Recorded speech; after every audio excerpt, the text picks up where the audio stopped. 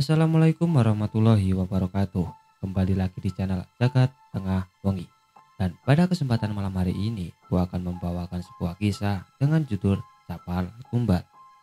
Tapi sebelum kita masuk ke inti ceritanya, alangkah baiknya bagi kalian yang belum subscribe channel ini, kalian bisa bantu kami dengan mengklik tombol subscribe yang ada di bawah ini agar channel kami menjadi semakin lebih berkembang dan kami menjadi semakin lebih bersemangat dalam membawakan konten-konten kisah horor buat kalian.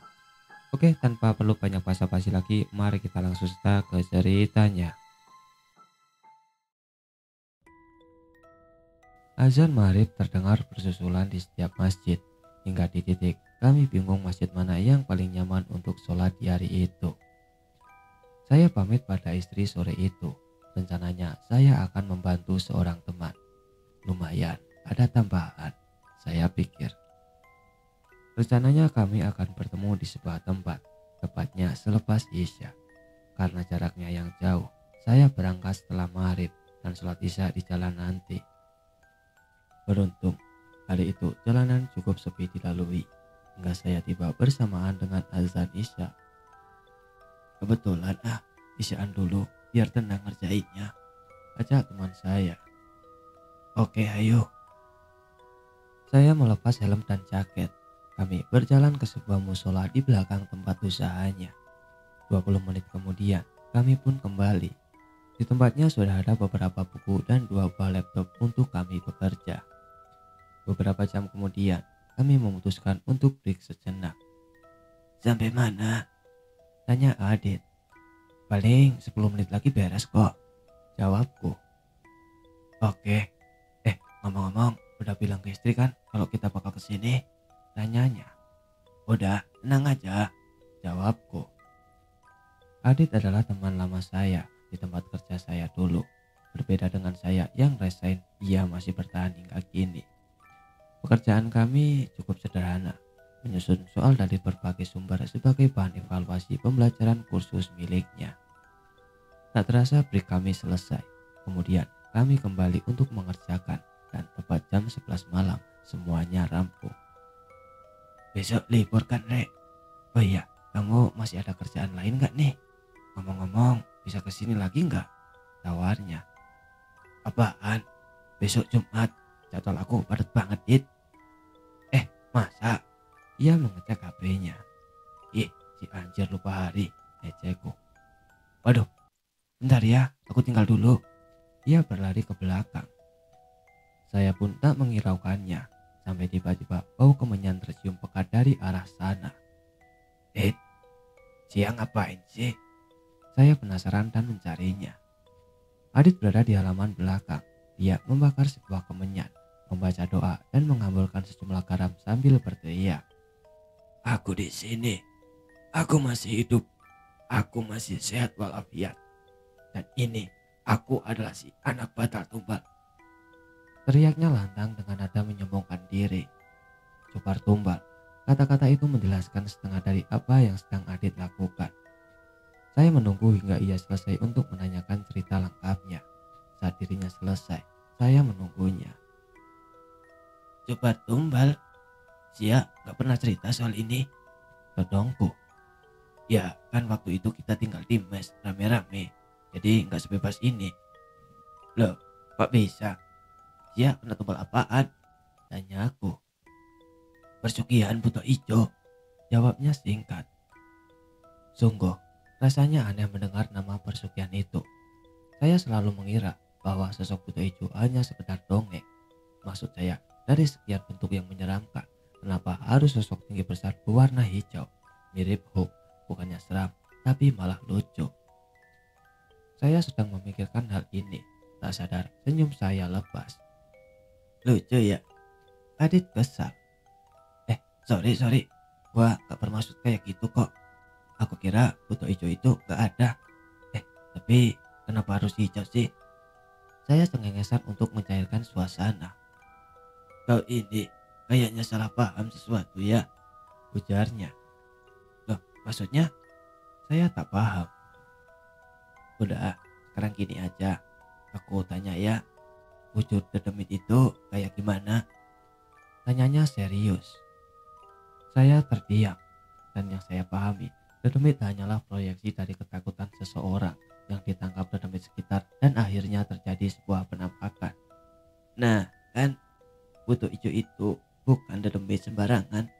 Kalau jin biasa perlu berubah jadi wujud lain supaya bisa masuk ke alam manusia. Tapi butuh ijo ini bisa mempertahankan wujud aslinya buat masuk ke dalam alam manusia. Jelasnya, saya terbelalak. Apakah betul konsepnya seperti itu? Masa iya sih? Saya tak percaya. Alam jin dan cara mereka itu di luar nalar. Kau pikir butuh berapa banyak orang alim atau bahkan dukun sesat buat cari tahu sosok buto ijo itu sebenarnya? Banyak deh. Makhluk nista itu lebih terhina dimanapun. Oke, aku paham kok. Kalem dong. Saya berusaha mendinginkan suasana. Yang menderita sampai detik ini kan aku, Rek. Yang cari tahu soal ini sampai ujung Jawa. Aku juga. Tupar tumbal gak sesederhana yang kau kira. Oh gitu ya. Soalnya aku pikir Tupar tumbal itu sama kayak lumpuh Yuni. Kalau lumpuh Yuni itu kan emang dari turunan atau karena ilmu dari orang tuanya.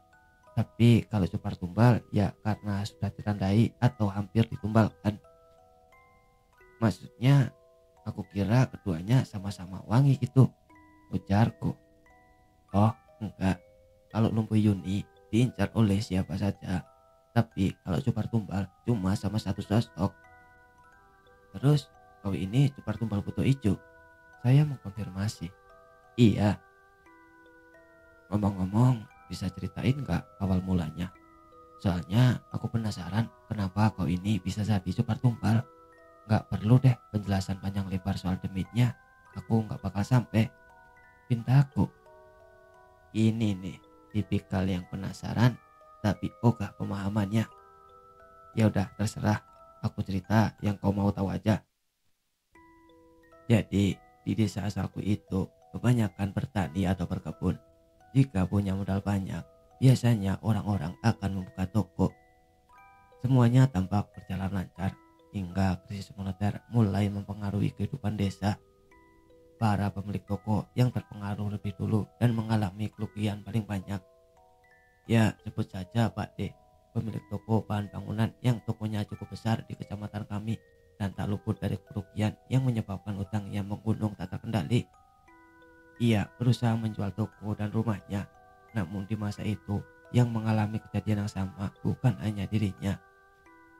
Ia berusaha membujuk dengan melunasi utang-utangnya dengan toko dan rumahnya sebagai ganti. Namun hal itu ditolak. Mereka lebih membutuhkan uang daripada properti yang pasarnya sedang tak jelas itu. Pak D pun kalang kabut, pikirannya kacau dan ia pun mulai gelap hingga persugihan menjadi jalan keluarnya. Meskipun solusi, namun nyatanya hal itu tak mudah. Berkali-kali ia ditipu oleh kuncian palsu dari pawang tuyul, persugihan putih, babi ngepet, semuanya palsu. Hingga seorang pengemis datang ke toko dan melihat wajah Pak D tak karuan. Awalnya diterima oleh Kang Usep sebagai satu-satunya pegawai yang tersisa di toko itu. Namun pengemis itu akhirnya ditemui langsung oleh Pak D setelah mengatakan sesuatu yang tak masuk akal. Saya itu tak palsu, tapi tergantung majikanmu. Katanya seperti itu. Kang Asep pun terperanjat. Ia sedikit banyak tahu tentang apa yang majikannya lakukan, tapi janji dari majikannya yang akan memberikan upah besar jika dia bisa tutup mulut. Kang Usep pun segera berlari menemui Pak D. Pak, ada pengemis di depan. Kayaknya dia bukan pengemis sembarangan, ujarnya. Pak D heran, tapi tetap menemui pengemis aneh itu. Siapa kau Pak Tua? Tanya si Pak D. Si Pak Tua itu ngomong, sebut saja saya sebagai seorang pengabdi. Jawabnya sambil tersenyum seram hingga Kang Usep sampai mundur kementaran. Lalu ada perlu apa Pak? Pak D tak terpengaruh, kesalnya tak lagi terbendung. Akhir bulan nanti datanglah ke Gunung Kak dan cari gua paling sempit dan curam, lalu bersemedilah di sana. Lamanya tergantung dirimu sendiri. Setelah ngomong seperti itu, lalu si pengemis itu langsung pergi begitu saja. Bahkan sempat sebelum Pak D menanyakan lebih lanjut apa maksudnya. Hingga kemudian senja kembali bersambut, menggantungkan harap.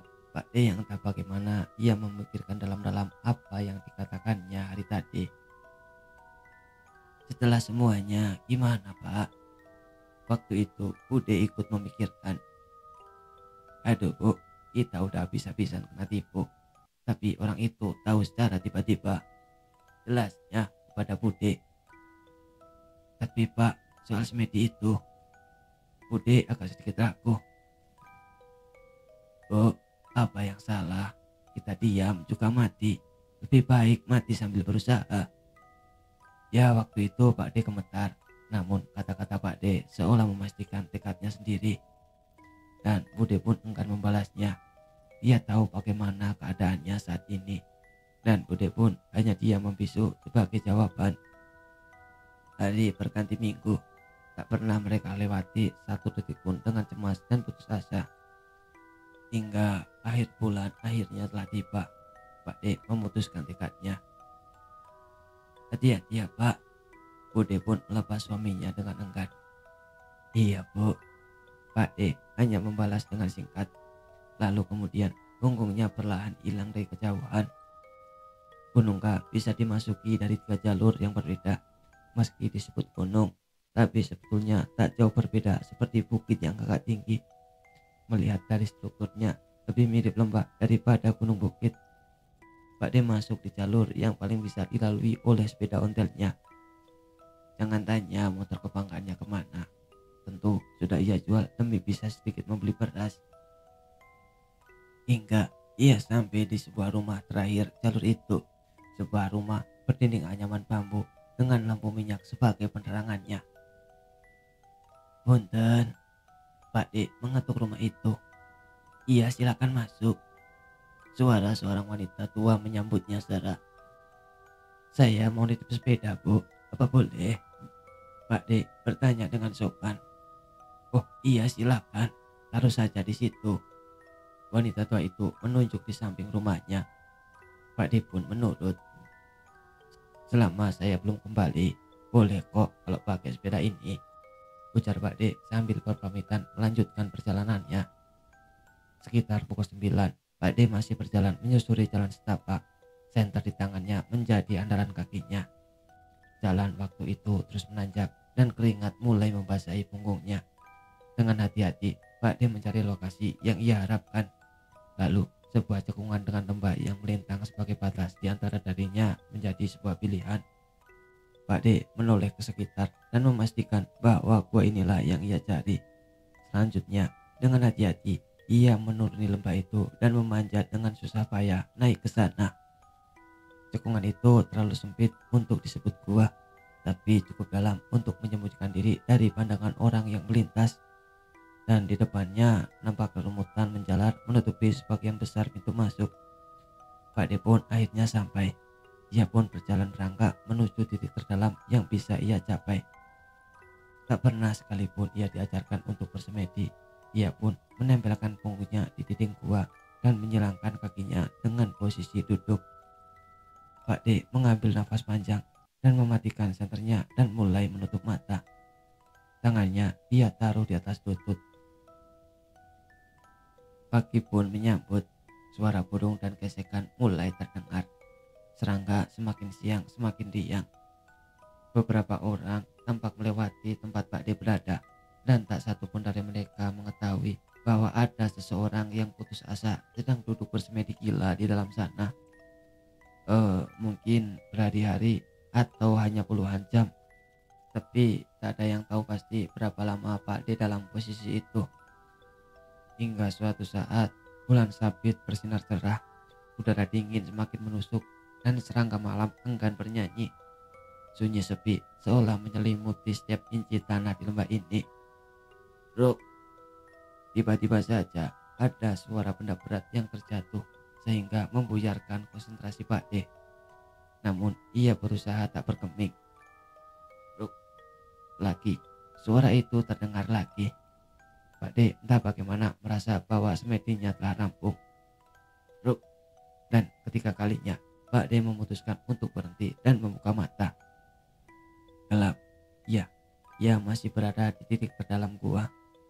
Pak D pun mulai meraba senternya. Ia berusaha menyalakan itu namun tak berhasil.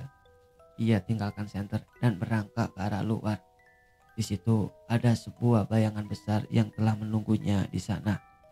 Saat Pak D mengeluarkan sebagian kepalanya, sosok makhluk setinggi pohon kelapa berdiri di sana. Matanya besar kepalan tangan manusia dewasa dan rambutnya seperti ijuk kasar yang menggantung hingga pundaknya. Pantulan cahaya bulan sabit menunjukkan warna tubuh yang hijau dan gelap. Lalu wajahnya kaku, kemudian taring makhluk itu mencuat keluar di kedua sisinya, atas dan bawah. Pak D seolah sedang ditatap kematian saat mata mereka bertemu. Pulanglah, kuterima sembah dan tumbalmu. Sosok itu berkata seperti itu, dan kemudian setelah itu dia menghilang, seolah angin membuyarkan tubuhnya secara perlahan. Pak D yang masih tak percaya, ia pun berlari ke setanan. Perasaannya bercampur aduk antara takut dan girang, tak jelas kenapa. Ia pun berlari tak menghiraukan duri, rumput tajam ataupun batu terjal. Ia berlari seolah tak ada lagi waktu untuknya. Sepeda yang tempo hari ia titipkan, ia ambil tanpa mengucapkan apapun. Tubuhnya seperti dipenuhi tenaga. Ia pun mulai mengayuh kencang-kencang menuju rumahnya, bak seperti pembalap yang mengejar garis finish.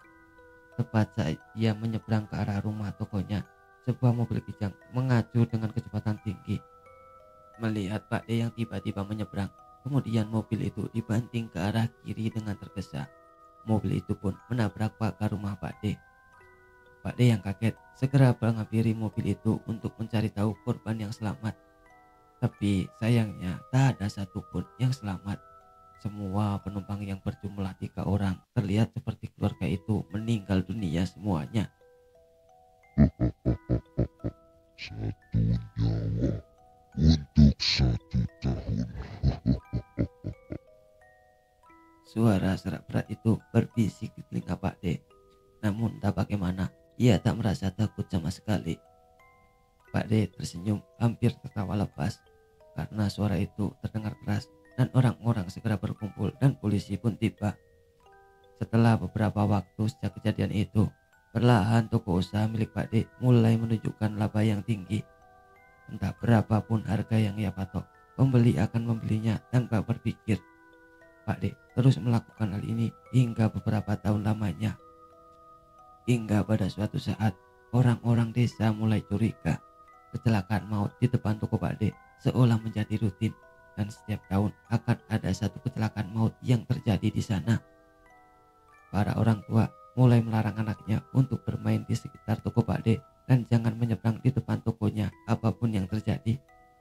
Di lain sisi, Kang Usep secara perlahan mulai menunjukkan kegelisahan atas apa yang terjadi pada majikannya.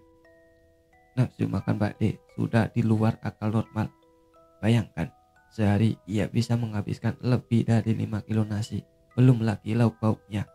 Namun badannya tak pernah menggembok sama sekali. Ternyata Pak D sudah berhasil bersekutu dengan Buto Ijo, dan ia pun hanya menceritakan hal itu kepada istrinya.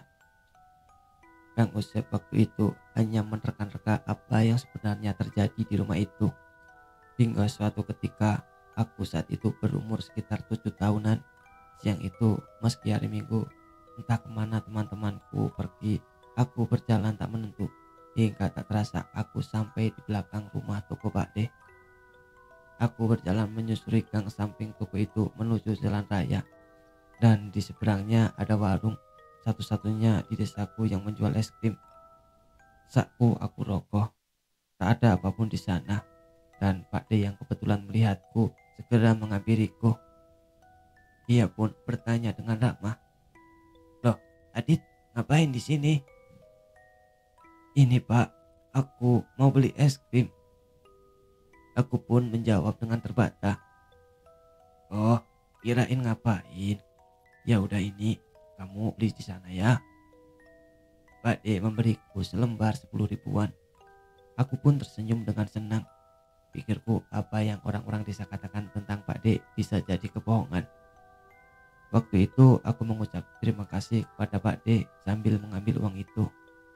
Waktu kulihat Pak D kembali ke toko, aku kemudian berusaha menyeberang menuju warung di depan sana.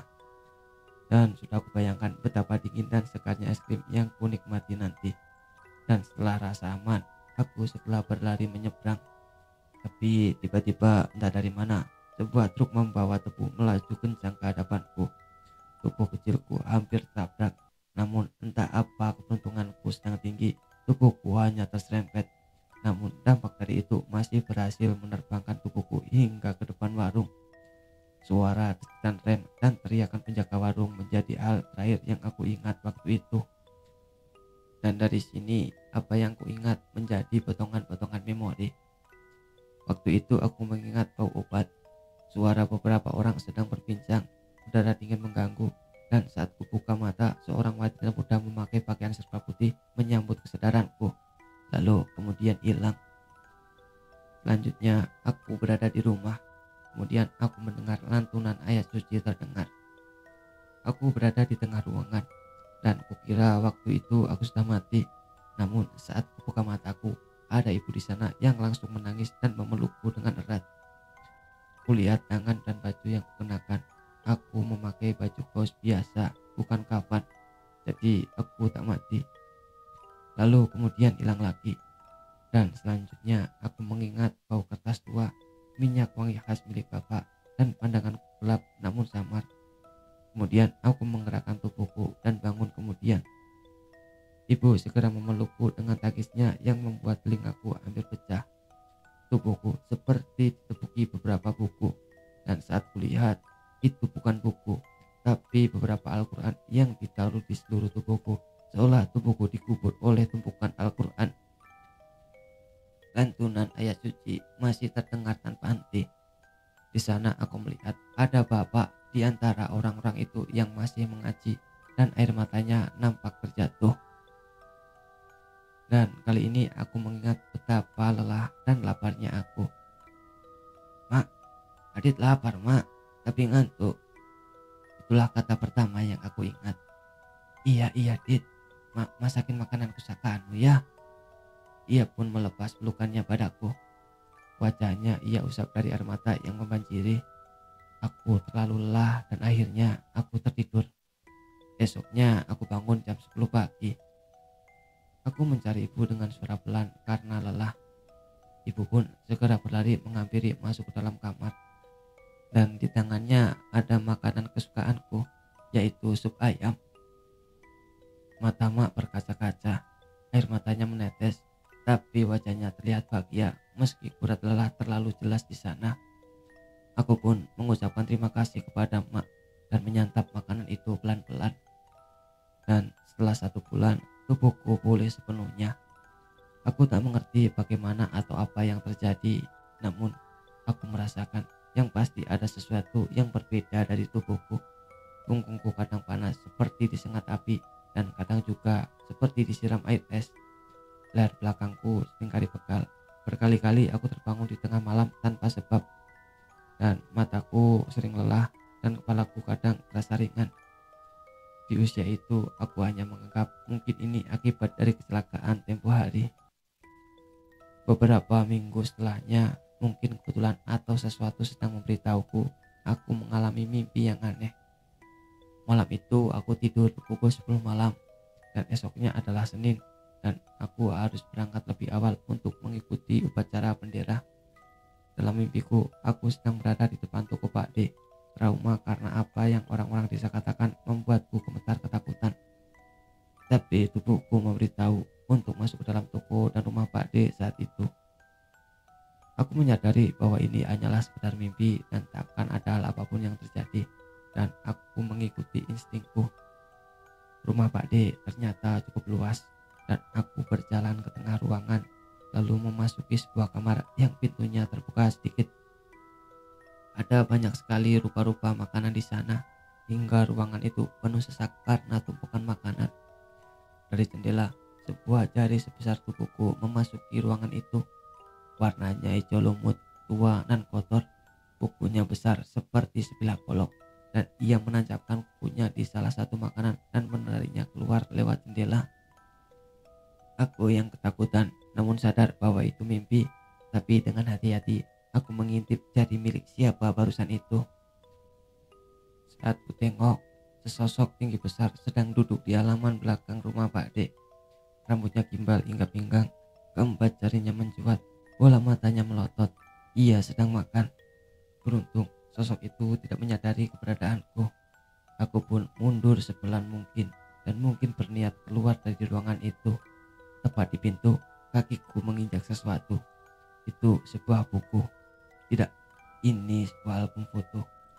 Aku pun mengambilnya sembari terus berjalan keluar dari sana hingga aku tiba di luar. Di pinggir jalan, orang-orang berjalan, mobil melaju, dan keberadaanku seperti tak disadari. Barulah aku berani membuka album foto yang kutemukan. Di situ ada deretan foto dengan tulisan Sunda Buun di bawahnya. Foto-foto itu lebih mirip foto autopsi kecelakaan maut. Ada beberapa lembar di sana. Ada juga foto yang kepalanya hancur, badannya terbelah, perutnya robek, lehernya remuk, dan semua wajah yang terpampang hampir tak terbentuk. Di akhir halaman terdapat fotoku dengan bingkai merah darah, namun tak ada tulisan Sunda Buun di bawahnya. Tulisan dengan tinta emas yang terdapat di masing-masing bawah foto itu tak terdapat di fotoku. Saat kubalik, sampul belakangnya adalah foto Pak D dengan tulisan aksara Sunda Buun warna emas di bawahnya. Foto Pak D nampak terlihat pucat dan lidahnya berwarna ungu menjulur.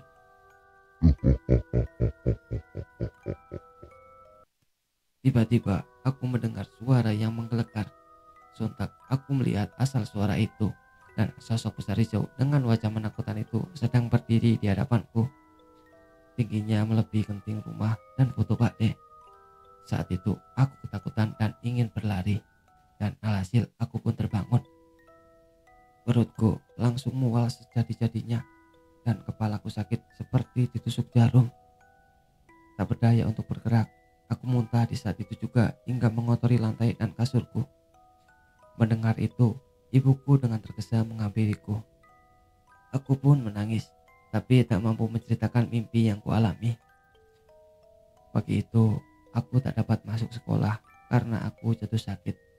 Dan sore harinya, pengumuman yang disuarakan di masjid desa membuatku bergidik ngeri.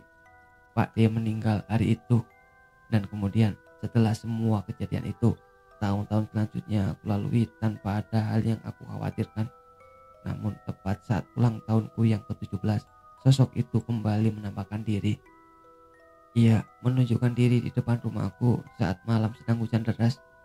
Aku melihatnya saat sedang menutup jendela. Kilatan cahaya petir memperjelas wujudnya.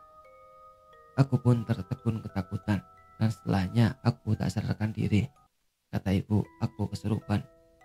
Salah satu pamong desa menolongku, dan ia entah bagaimana menceritakan semuanya. Ia menyadarkanku bahwa aku adalah seorang cupar tumbal yang akan terus diikuti karena telah ditandai namun gagal untuk diambil. Beberapa tahun waktu, aku diharuskan untuk memberitahu Pak D yang katanya sedang menjadi budak di alam seberang bahwa diriku masih hidup. Aku adalah satu-satunya tumbal yang lolos dan berhasil selamat, bahkan setelah aku ditandai sedemikian rupa olehnya. Hal itu pun dilakukan katanya untuk mengingatkan kegagalan Pak D dan memperpanjang kontrak budaknya di alam sana. Karena selama aku hidup dan dapat menjalani takdirku hingga waktu kematianku yang telah digaris oleh takdirnya tiba, sosok itu tak dapat menjangkau diriku. Meskipun aku hidup ditandai, namun sosok itu hanya dapat menampakkan diri tanpa bisa menyentuh. Menariknya, karena sosok itu kerap menampakkan diri, demit-demit di sekitarku enggan mendekat atau mengganggu. Mereka berpikir bahwa aku adalah mangsa milik sosok yang lebih perkasa, padahal aku hanyalah mangsa yang tak pernah ia dapat dan tak pernah ia tangkap. Takdir memang berjalan dengan cara yang aneh, dan yang bisa aku lakukan hanyalah bersyukur dan menjalani hidup seperti seharusnya. Ketika Hadi selesai bercerita, terpampang di mukanya rasa puas yang amat sangat, namun bercampur dengan rasa kesal. Kopi telah dingin. Bersamaan dengan hembusan angin di luar, saya pun membayangkan mungkin saja makhluk itu sedang berdiri di luar, melihat kami dan memperhatikan bagaimana Adit menceritakan tentang dirinya. "Oh iya, terus keluarga Pak D sekarang gimana ya?" tanyaku penasaran.